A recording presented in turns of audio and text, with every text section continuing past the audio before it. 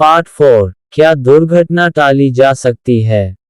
कर्म और चेतावनी। क्या आपने कभी सोचा है कि अगर उस दिन आप 5 मिनट देर से निकले होते या उस रास्ते पर न गए होते तो शायद दुर्घटना न होती? तो क्या ये केवल संयोग था या आत्मा पहले ही आपको रोकने की कोशिश कर रही थी? आज हम जानेंगे, क्या दुर्घटना टाली जा सकती है और अगर हाँ, तो कैसे? शास्त्र कहते हैं, हर घटना एक जैसी नहीं होती। कुछ घटनाएं कर्म का फल होती हैं और कुछ कर्म की चेतावनी। जो फल होती है वह होकर रहती है, लेकिन जो चेतावनी होती है वह टल सकती है। यहीं से मुक्ति और भाग्य का भेद शुरू होता है। कर्म के दो प्रकार। सनातन दर्शन में कर्म दो प्रकार के बताए गए हैं। पहला दृढ़ कर्म, दूसरा ढीले कर्म। दृढ़ कर्म वे होते हैं जो आत्मा ने इस जन्म में भोगने के लिए स्वीकार किए होते हैं।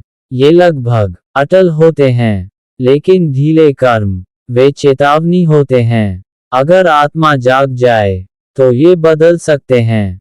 दुर्घटनाएं अक्सर इन्हीं ढीले कर्मों की अंतिम घंटी होती हैं। दुर्घटना से पहले मिलने वाले संकेत।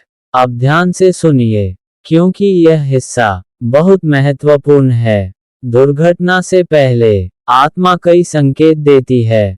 बार बार मन का घबराना, बिना कारण बेचैनी, बार बार रास्ता बदलने का मन, वाहन में बार बार खराबी, अचानक नींद टूटना, किसी प्रिय का रोकना। ये सब सिर्फ संयोग नहीं होते, यह आत्मा का अंतिम प्रयास होता है आपको रोकने का। तो फिर दुर्घटना क्यों हो जाती है?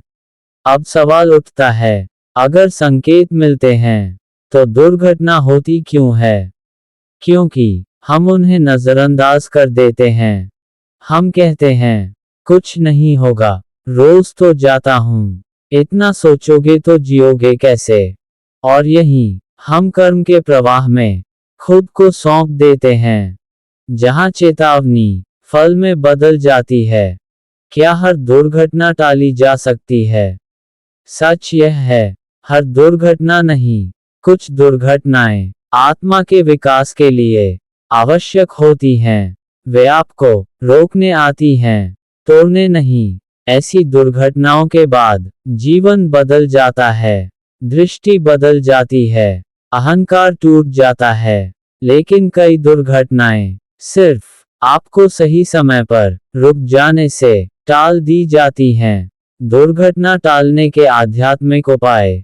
अब प्रश्न है, अगर संकेत मिलें तो क्या करें? पहला, उस दिन रुक जाए, थोड़ा ठहरिए।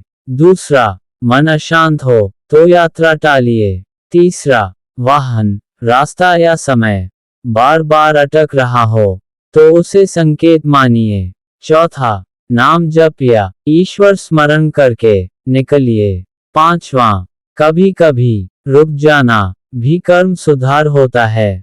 एक गहरी बात, आत्मा का सत्य याद रखिए, ईश्वर आपको चोट नहीं देना चाहता, वह आपको जगाना चाहता है। दुर्घटना ईश्वर का क्रोध नहीं, कभी कभी ईश्वर की कृपा होती है, क्योंकि वह आपको किसी बड़े पतन से पहले रोक देता है। आत्मा से आत्मा की बात। अगर यह वीडियो आप तक पहुंचा है तो हो सकता है ये भी एक संकेत हो। आज के बाद अपने मन की आवाज अनसुनी मत कीजिए, क्योंकि जो आत्मा की सुनता है उसे कर्म कम चोट पहुंचाते हैं। अगर यह सत्य आपके हृदय को छू गया हो तो वीडियो को लाइक और शेयर कीजिए, क्योंकि शायद आपकी एक शेयर किसी की रक्षा बन जाए।